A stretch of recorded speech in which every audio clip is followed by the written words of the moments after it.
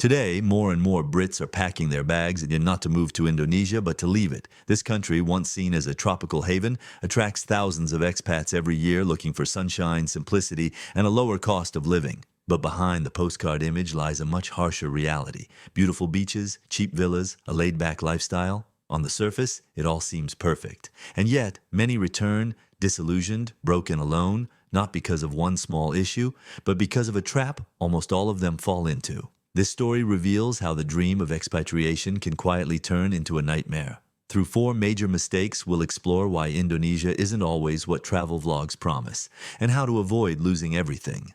The illusion of a cheap life. It all starts with a myth. Indonesia is cheap. A typical Brit imagines they can live comfortably in Bali or Jakarta on £800 a month. After all, every YouTube vlog says the same. You can rent a villa with a pool for less than a flat in London, but that idea is outdated. Prices are rising. Popular areas are no longer affordable. And as a foreigner, you're not living local. You're not sharing a family home in a village. You're not shopping at the traditional markets at 5 a.m. You're ordering from Gojek, living in tourist zones and seeking comfort, naturally, but that comes at a cost. Add to that the hidden fees, international health insurance, official translations, legal help, special permits. Those who plan to spend £1,000 a month end up spending £1,600 or more without even living extravagantly. Very quickly, financial pressure builds up. The visa maze Indonesia doesn't welcome you unconditionally. You're always a visitor, and visitors must prove they have the right to stay. The visa system, often described as relaxed, is in fact full of uncertainty.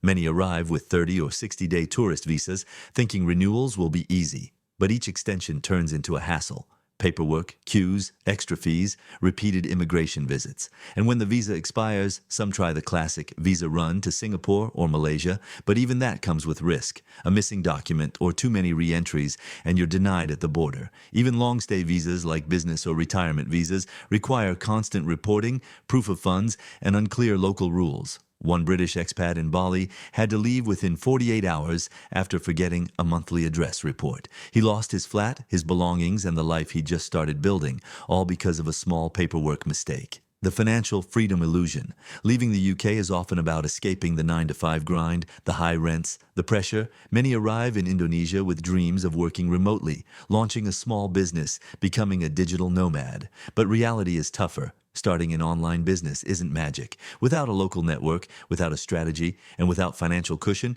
things fall apart. The Wi-Fi cuts out, clients don't pay, and local laws can prohibit foreigners from operating certain businesses. As for local jobs, they're rare, underpaid, and usually reserved for Indonesians. Even teaching English is no longer a guaranteed fallback. Some try becoming content creators, but competition is fierce. Online earnings are low, algorithms are unpredictable. Meanwhile, the bills keep coming and stress grows. The shock of loneliness. Most people think they'll breathe again once they're abroad. A fresh start. Space to think, but the isolation hits hard. No family, no lifelong friends. Calls home happen at strange hours. Messages slow down. British expats find themselves isolated, in a country they don't fully understand, surrounded by a language and culture they haven't mastered.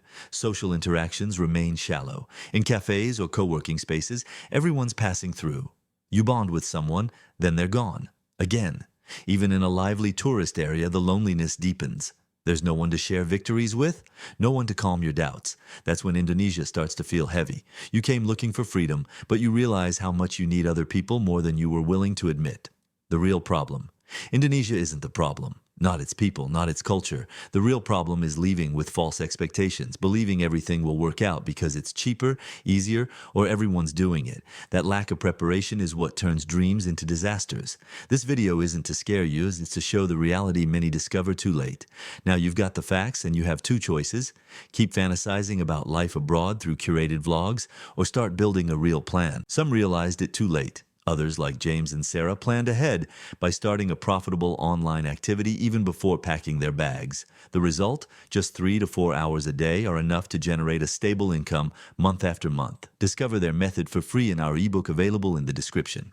Leaving next week? In 6 months? Or next year? Then start now. Freedom doesn't wait, but it is something you must build.